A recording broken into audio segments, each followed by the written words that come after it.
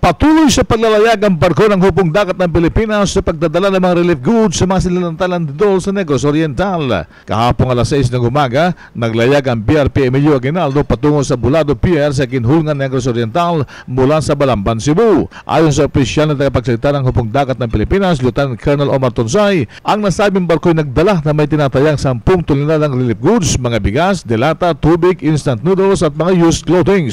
Sinabi pa ni Tonsay na ang nasabing relief operation ay naisagawa sa pamamagitan ng pagkipag-ugnay ng Naval Forces Central at ng NGO sa Cebu.